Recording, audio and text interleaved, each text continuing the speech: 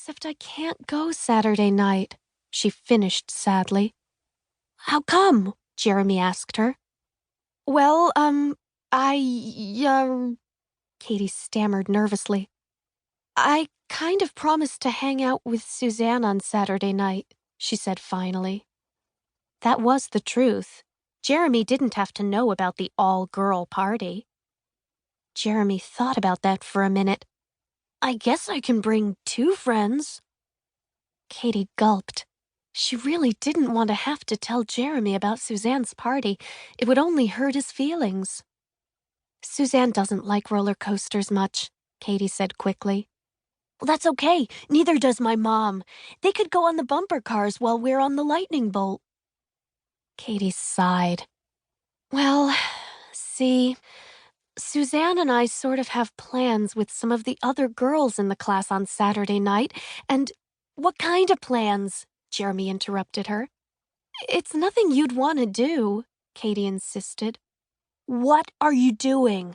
Jeremy asked again.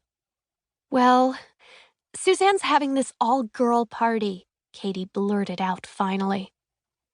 Jeremy pushed his glasses up on his nose and stared at Katie. He looked angry.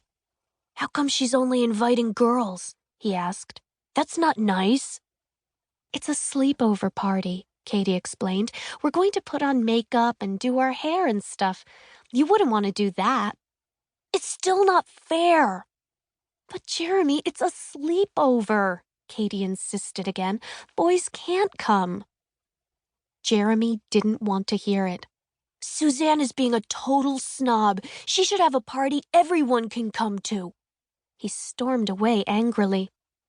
Where are you going? Katie called after him. I'm going to talk to George and Manny, Jeremy told her. Wait until they hear about this. They're going to be mad. Katie played nervously with a lock of her red hair as she watched Jeremy walk away. She had a feeling this was not going to be a good day in Class 3A.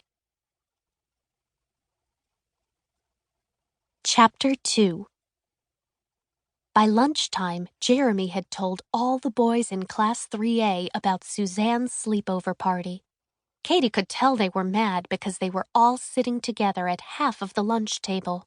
They were also giving the girls really dirty looks.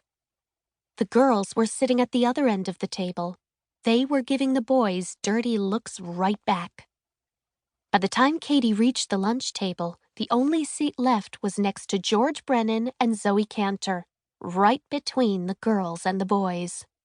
She put her tray down and slid onto her chair. George jumped up and moved his chair away from Katie. He picked up his hand and made believe he was holding some sort of spray can. We want all girls to go away. Blast them hard with Cooties spray.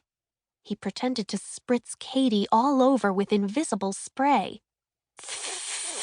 He said, imitating a spray can. Katie jumped up with surprise. George, what are you doing? George shrugged. I'm sorry, Katie Kazoo, but you're a girl. All girls have cooties. I'm just making sure I don't get them from you. What are you talking about? She asked George. George moved his chair even farther from Katie. Ew, get this girl away from me, he shouted. All the boys laughed. That made Katie upset. George was her friend. He was the one who had given her the nickname Katie Kazoo. They told jokes together and played after school.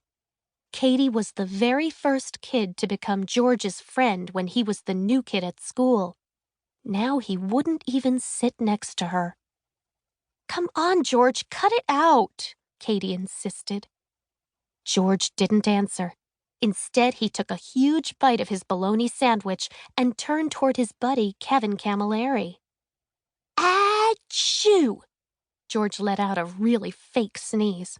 Pieces of chewed-up bologna, cheese, and bread sprayed out of his mouth and all over the table. Kevin chuckled. Good one, George. Ew, yuck! Miriam Chan shouted. She was sitting across from Katie. That gave her a clear view of George's flying food. Boys are really gross.